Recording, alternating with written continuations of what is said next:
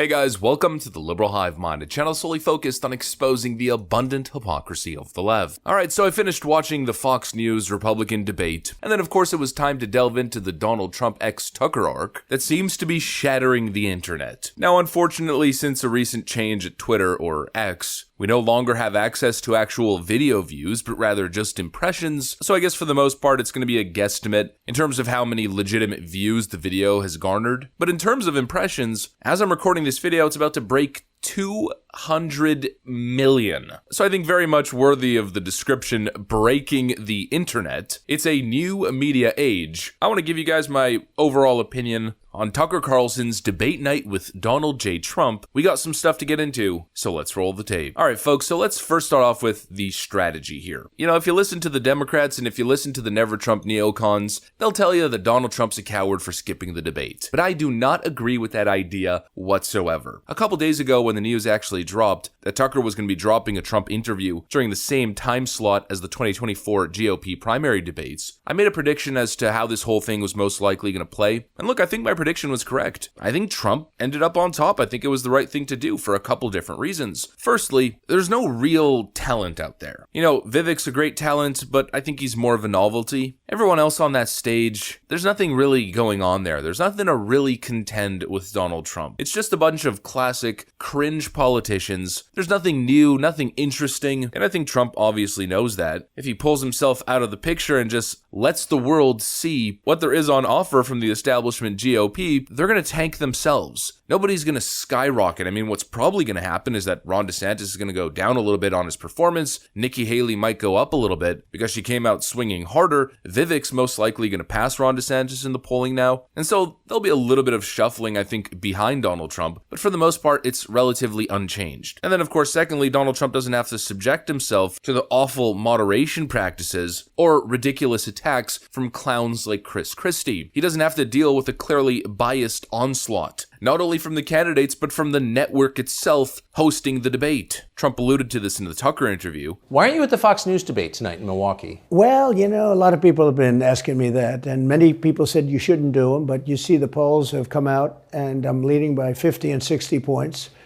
And, you know, some of them are at 1 and 0 and 2.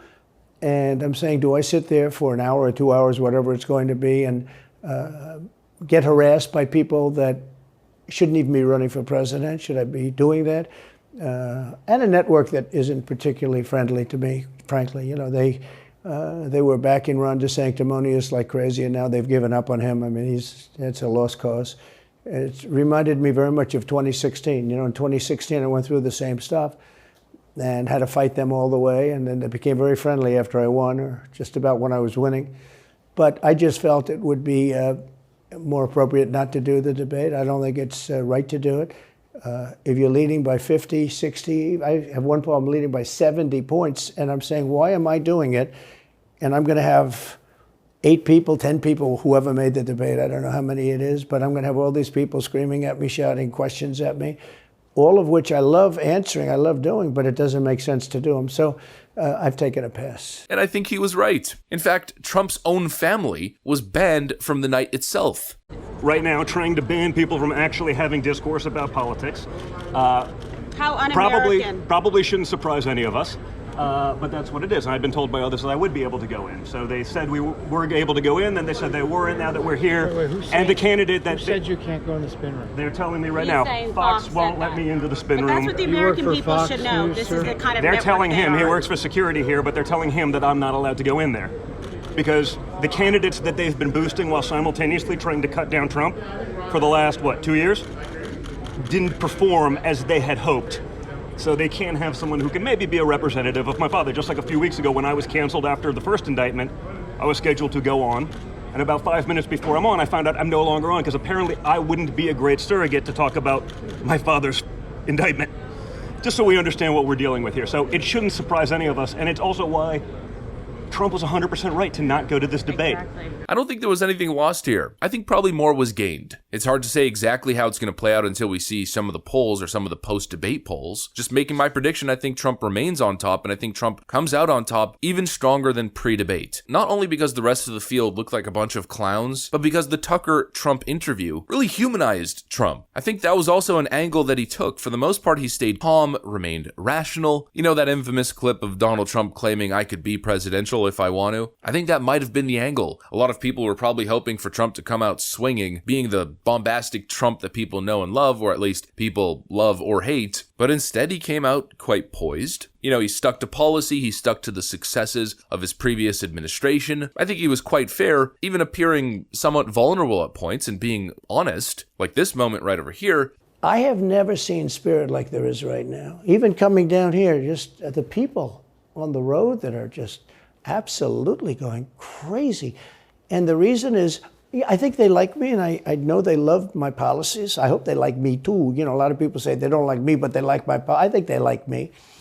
But I have never seen spirit like it is right now. And many times attempting to appeal to the other side as well. You have great people in the Democrat Party. You have great people that are Democrats. Most of the people in our country are fantastic, and I'm representing everybody. I'm not just Republicans or conservatives. I represent everybody. I'm the president of everybody.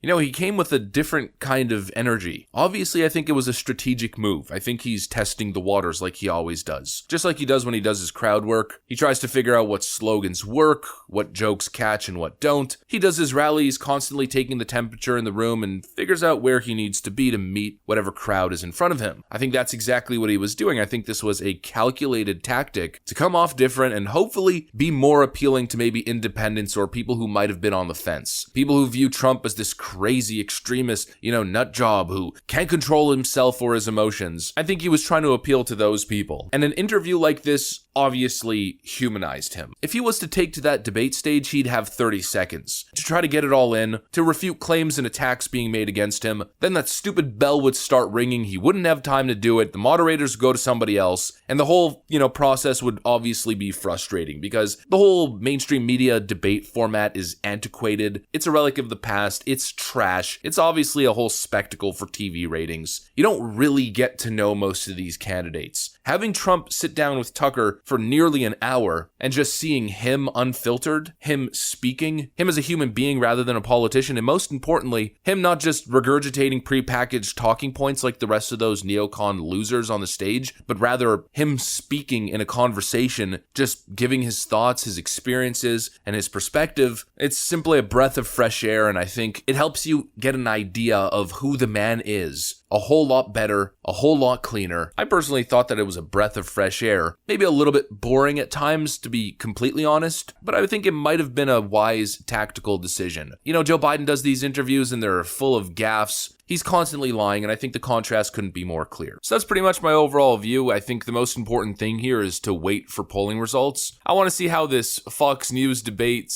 / Tucker Donald Trump interview situation plays. I've essentially made my prediction as to what I think is most likely. I think Trump is likely to gain here. He's likely to gain possibly with independents. For the most part, I don't think there's anything crazy or viral to cover other than the fact that the Twitter post got over 200 million impressions as of this recording. 200 million. Maybe the one viral moment that people seem to be posting is the whole Jeffrey Epstein thing. Do you think Epstein himself sincerely? I don't know. I will say that, he was a fixture in Palm Beach. Yeah. I don't know what Barr said about it either. I have no idea what he said. What did he say? Probably. He said and that they were going to do this investigation. They never did the investigation. It's never been public. And they hid it. And why are they doing that? And clearly Barr knew. But why would Bill Barr be covering up the death of Jeffrey Epstein? Barr became so petrified, so frightened of being impeached. They were going to impeach him. I don't know if you remember it. Yeah. It's not a big moment in history. But they said, we're going to impeach. They play a much rougher game, the left, the lunatics. And they were going to impeach Bill Barr, and he was petrified. Now, how do you not get impeached? Don't do any of this stuff. But he didn't do the job there. I don't know what he did with Epstein, but possibly he didn't. Do you think it's possible that Epstein was... Oh, sure, it's possible. I mean, I don't really believe... I think he probably committed...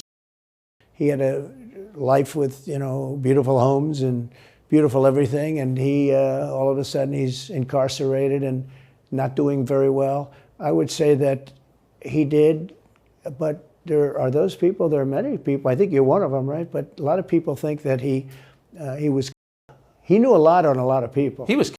People are angry, posting this clip, claiming that Donald Trump believes that Epstein, ended himself. But I don't know, for the most part, it seemed like he wasn't really well-versed on the topic. He played both angles and didn't want to jump to conclusions. Really, not that big of a deal. If that's the biggest concern or the biggest criticism, I don't think the Trump team is too worried. Although, of course, personally, it would have been nice to hear Donald Trump say, no, he definitely didn't end himself, because, that's what I believe. But it is what it is. Maybe he's going to research the topic now and come with a different perspective next time. People are malleable, people change. That's the beautiful thing, especially of these non-career politicians, is that they're open to ideas and they change their opinions about things. So we'll have to see where that goes. For the most part, quite tactical, quite poised. Most importantly, headed into 2024, considering Joe Biden's the opponent, quite coherent, which is a breath of fresh air. I think Trump did a good job. And I think the Fox News GOP debate, in terms of ratings, impressions, and I guess influence over where this election is going, probably got absolutely dwarfed by the Trump interview. That's pretty much where I'm at. Let me know what you guys think in the comment section. If you enjoyed the video, make sure to leave a like and possibly subscribe. We'd love to have you here. Thanks for watching, and I'll see you on the next one.